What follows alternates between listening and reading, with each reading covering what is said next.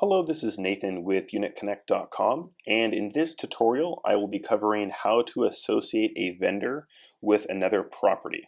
So this is the same account that I've been using for other tutorials in our YouTube channel.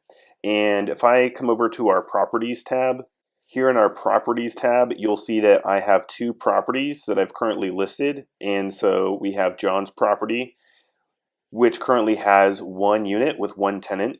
And I just added the Eagle property, which has one tenant, Subway, and 3 vacant units within this property. So what I want to do is I want to associate our current vendor with the Eagle property. So if I go over to the Vendors tab here in the top menu, you'll see that if I click on John's property, we have one vendor, which is called Bill's Maintenance.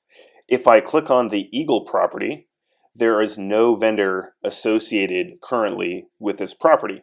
And so what I want to do is I want to associate our vendor, Bill's Maintenance, with our other property, the Eagle property. So in order to do that, I'm going to come over to the Admin tab. Here under the Admin tab, under Property Management, I'm going to come down to the Link Vendor with Property. And so I'm going to come over to the Go Action button and click Go.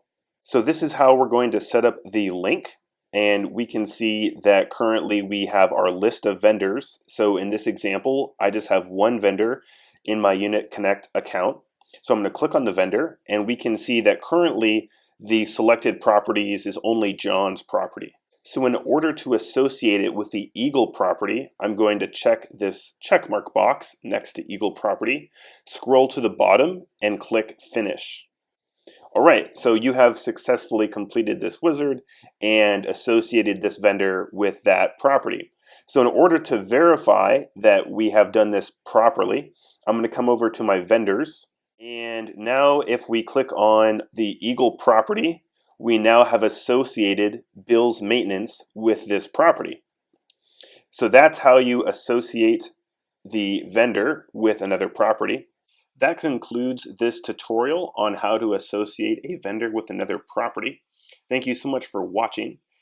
If you have any questions regarding any of the tutorials, please be sure to post comments and we will respond as best we can.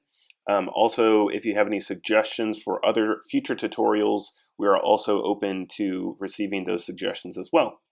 Please be sure to check out the other videos on our UnitConnect YouTube channel and stay tuned for additional content. Thank you so much and have a great day.